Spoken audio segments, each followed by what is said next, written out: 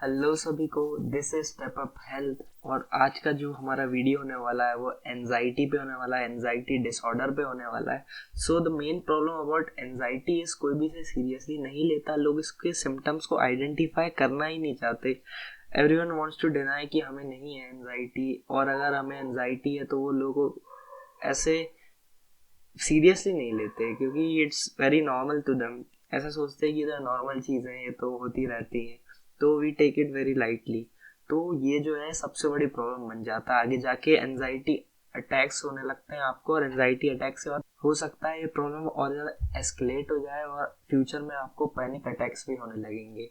ये वाली बात हम इग्नोर कर देते हैं एकदम, क्योंकि आजकल का जो लाइफस्टाइल है वो इतना फास्ट हो चुका है, इतना स्ट्रीमलाइंड हो चुका है, बिल्कुल भी फ्रीडम रहता नहीं है। पूरा टाइम टेबल हमारा ऐसा रहता है, एकदम सेट रहता है, एक रोबोट लाइफ जी रहे हैं हम।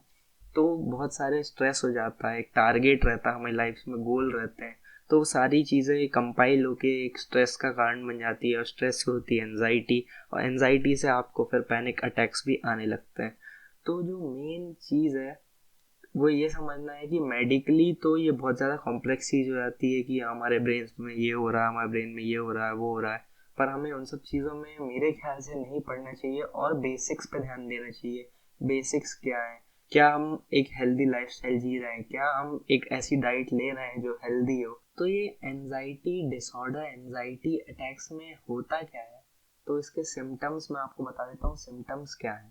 तो फर्स्ट जो सिम्टम आ जाता है वो है, उसके सारे जो सिम्टम्स हैं वो ज़्यादातर साइकोलॉजिकल एंड बिहेवियरल है, और फिजिकल जो सिम्टम्स हैं वो थोड़े कम है। तो पहला जो आ जाता है वो ये है कि आपको इरिटेशन होने लगती है, हर चीज़, हर छोटी बड़ी चीज़ों से आप इरिटेट होने लगते हैं। तो एक ये चीज़ आती है, और अगर आप इरिटेट होने लगते हैं तो आप अपने ना कि सिर्फ खुद की लाइफ को डिस्टॉर्ट करते हैं, और आपके जो साथ है, आपका जो एनवायरनमेंट है वो भी आप डिस्टॉर्शन फैला देते हैं। तो आप एक कंटेमिनेशन का कारण बन सकते हैं अगर आप हमेशा इरिटेट होते रहते हैं। फिर सेकेंडली आ जाता है लैक ऑफ कंसंट्रेशन, ये है सेकेंड। तो लैक ऑफ कंसंट्रेशन होने लगता है, आप कहीं भी कंसंट्रेट नहीं कर पाते, आप ओवर थिंक करते रहे चीज़ें, आप प्रेजेंट में नहीं जी पाते, आप वो सोच रहे हैं जो होगा भी नहीं शायद, और जो फ्यूचर की बात है अभी तो हो भी नहीं रहा है। तो एक कंसंट्रेशन का जो एक लोकस रहता है वो आप एकदम लॉस्ट कर देते हैं। तो एक ये हो जाता है। फिर थर्डली आप एकदम हाइपोकॉन्ड्रियक हो जाते हैं, आप एक ही चीज़ को बार बार बार बार सोचते रहते हैं जिसका कोई मतलब नहीं होने वाला है। आप सारे पॉसिबल आउटकम्स को एनालाइज करने लगते हैं, और उनमें से एक भी पॉसिबल आउटकम होता नहीं है कभी भी एक्चुअल में, पर आप उन सारी चीज़ों को सोचने लगते हैं और खुद को ही या प्रॉब्लम में डालने लगते हैं, खुद के ब्रेन को ही कंफ्यूज करने लगते हैं, और and up being in an anxiety attack. फिर आ जाते हैं कुछ फिजिकल सिम्टम्स विच आर, ये स्टिफनेस आ जाती है, मसल स्टिफनेस। कई लोगों को होता है कि जैसे स्टिफ होने लगता है मसल्स, उनको कंट्रोल नहीं रहता है, वो they just loss the control of their muscle and body parts. तो ये सारी चीज़ें होने लगती है, और स्वेटिंग होने लगती है। आपके हाथ में हो सकता है स्वेटिंग होने लगे, आपके फीट में स्वेटिंग होने लगती है, और ऑल्सो आपकी हार्ट बीट तेज़ हो जाती है, आप फील करते होंगे कि हार्ट बीट मेरी तेज़ हो रही है। और कान वगैरह यहाँ पे जो पोर्शन रहता है ईयर के पास का, ये गरम लगने लगता है आपको, क्योंकि ये सारी एनजाइटी आपको जो हो रही रहती है उसके कारण। तो ये सारी चीज़ें आ जाती है सिम्टम्स में। अगर आपको ये सारी चीज़ें बहुत एक ज़्यादा लेवल तक होती है कि ये आपके बिहेवियर को चेंज करने लगे, then these all small small symptoms are the problem. तो ये सारी चीज़ें आप बिल्कुल भी इग्नोर ना करें। और आगे मैं बात कर रहा हूँ कि सीधे हम चल देते हैं ट्रीटमेंट की तरफ। इसका कोई ऐसे ट्रीटमेंट मैं रिकमेंड नहीं करूँगा एट इनिशियल लेवल्स। अगर आपको छोटी मोटी प्रॉब्लम है, आप ऐसे ट्रीटमेंट की तरफ बिल्कुल ना जाएं। ये इतनी बड़ी, क्योंकि इतनी बड़ी चीज़ नहीं है, ये छोटी चीज़ भी नहीं है, बट ये जो सारी चीज़ है ये आप खुद को कंट्रोल करके, अपने माइंड को ट्रेन करके, अपनी बॉडी को ट्रेन करके ख़त्म कर सकते हैं। पर अगर ये आपकी साइकी को इफेक्ट करने लगा है, आपका एकदम ब्रेन रेकलेस रहता है एकदम हमेशा, तो आप साइकोलॉजिस्ट और साइकियाट्रिस्ट के पास जा सकते हैं। तो एक ये वाला भी ऑप्शन हमेशा खुला रहता है।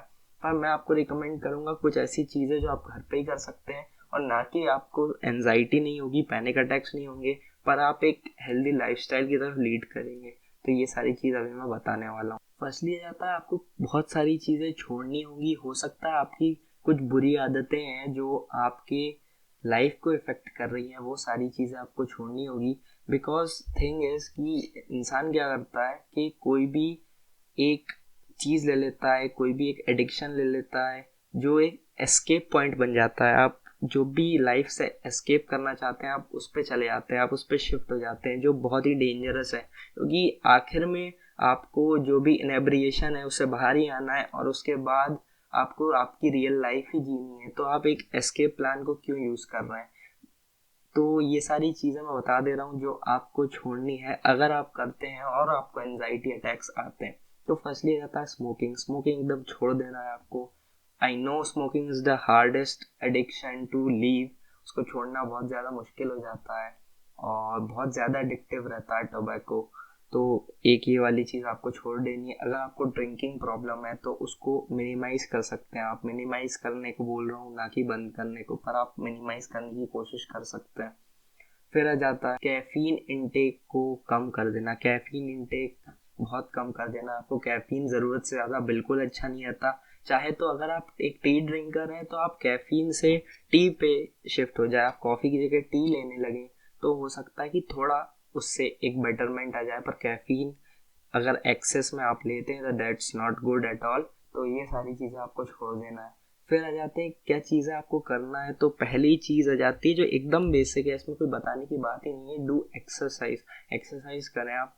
अगर आप चाहें तो जिम कर सकते हैं, आप कार्डियो कर सकते हैं जिम में, या एरोबिक्स वगैरह आप कर सकते हैं, या रनिंग पे जा सकते हैं सुबह सुबह। वो ज़्यादा प्रेफरेबल रहता है कि अगर आप ऐसी सिटी में रह रहे हैं पॉल्यूशन वगैरह कम है तो एक हेल्दी एयर, एक क्लीन एयर जो सुबह सुबह रहती है उसका इनटेक ही काफ़ी होता है कि आप एक हेल्दी लाइफस्टाइल जी सके।